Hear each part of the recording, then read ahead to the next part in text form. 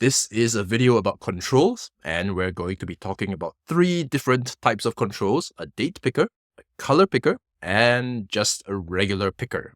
Okay? So for these, they all follow the same general formula of controls in SwiftUI, and that's the reason why I have this button on screen, other than to surprise you. Surprise! The way it works is that you have a state variable, you pass it into the control somehow. Here you go. All right. And it changes something, and then something happens, and then it might change it back. Okay, so let's explore how to do this with a date picker, which is a way for letting people store dates. You might or might not be aware that to store a date, you need a date type in Swift.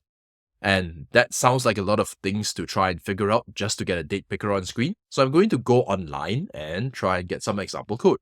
So here we are in my Safari. And I've searched for DatePicker SwiftUI. It's always a good idea to search for SwiftUI together with what you're looking for, because there might be date pickers in other platforms. The first link is the Apple developer documentation, which you can access from within Xcode. But let's scroll down and see if there are any tutorials we can find, because I think that you should be at a point where you can recognize code and incorporate it into your own code easily. Okay, so this is Hacking with Swift, which is always a great resource. Let's click on it and let's take a look. So if you scroll down, you're going to see here's a state variable and here's a date picker, and it's using a binding. That seems to be exactly what we need. We know that we don't copy all of this and paste it into our code. We just need to grab the state variable and put it in the right place. I'm going to put it into here with my other state variable. And I'm going to put just the date picker and the text. I don't need a VStack because I already have a form to put my things. So I'm just going to put this down here. And let's see whether it works. Here we go. It says select the date, 18 October 2024. That's because birth date is date.now. Apparently your birth date is right now, which is a little bit disturbing. You should probably not have screen time at this young age.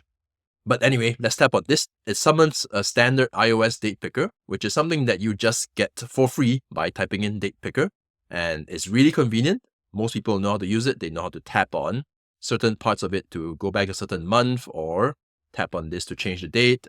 And as you update the date, this thing changes and this text will also change. The example code also has a nice formatting of the date, because if you don't put that, it's just going to look a little bit weird. Let me just show you what that looks like. Yeah, there we go. Okay, it's not fantastic, but it's good to have it using the dot formatted modifier. So that's date picker. That's pretty nice. Do you think this is going to work if I search for color picker? Well, you know what? Let's try it out. So I'm going to go back and I'm going to just search for color picker SwiftUI. So color picker SwiftUI. Remember to spell color like an American. Color picker. And once again, at the top, Apple developer. And the second link is Hacking with Swift. So you know what? I'm just going to take that. And once again, it's got the same general formula for our controls. It's got a state variable, and then it's got some way to use it by passing it in as a binding. So I'm going to copy this. And let's put that over here. We know where our state variables go. We know where our controls go. Let's take a look. It's got a VStack, and it's got a frame and a background color. Okay, you know what? I'm just going to put a color picker over here. Okay, so I don't really want to do what this example code is giving me, which is to set the frame of this VStack and set the background of that. One easy way to get around this is to just have a new cell over here by having this perhaps be a rectangle.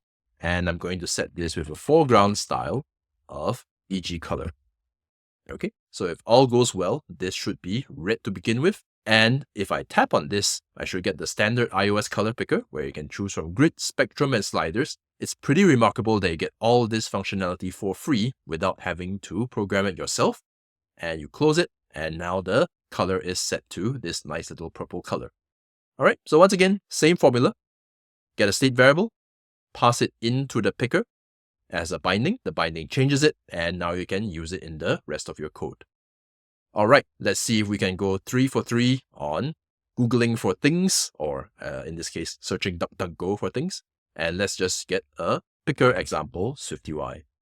So once again, Apple developer. And the second one is apparently not hacking with Swift. So you know what? I just want to go with the second link. And this is from Sarun. Sarun is another great blog.